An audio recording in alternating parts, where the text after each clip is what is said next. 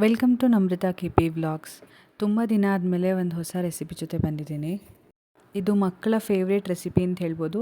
10 ನಿಮಿಷದಲ್ಲಿ ಆಗುವಂಥ ಕಲ್ಲಂಗಡಿ ಹಣ್ಣಿನ ಕುಲ್ಫಿ ಹೇಗೆ ಮಾಡೋದಂತ ನೋಡೋಣ. ಇದಕ್ಕೆ ನಾನು ಒಂದು 2 ಮೀಡಿಯಮ್ ಸೈಜ್ ಬೌಲಲ್ಲಿ ಕಲ್ಲಂಗಡಿ ಹಣ್ಣು ತೊಗೊಂಡಿದ್ದೀನಿ. ಅದನ್ನು ಚೆನ್ನಾಗಿ ರುಬ್ಕೋತಾ ಇದ್ದೀನಿ.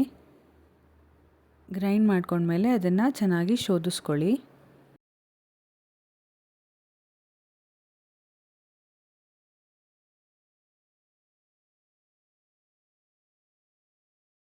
ಜ್ಯೂಸ್ ರೆಡಿ ಇದೆ. ಇವಾಗ ಇದಕ್ಕೆ ಒಂದು ಸಣ್ಣ ಕಪ್ಪಲ್ಲಿ ಹಾಲು ಮತ್ತು ರುಚಿಗೆ ತಕ್ಕಷ್ಟು ಬೆಲ್ಲನ ಆ್ಯಡ್ ಮಾಡ್ಕೊಳ್ಳಿ. ನಾನು ಬೆಲ್ಲ ಆ್ಯಡ್ ಮಾಡಿರೋ ಕ್ಲಿಪ್ ಮಿಸ್ ಆಗಿದೆ.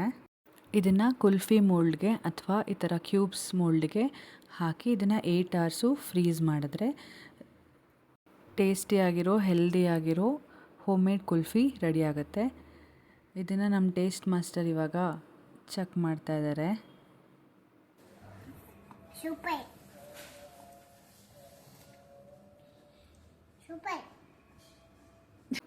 ಈ ವಿಡಿಯೋ ಇಷ್ಟ ಆಗಿದ್ರೆ ಲೈಕ್ ಮಾಡಿ, ಶೇರ್ ಮಾಡಿ, ಸಬ್ಸ್ಕ್ರೈಬ್ ಮಾಡಿ. Thank you.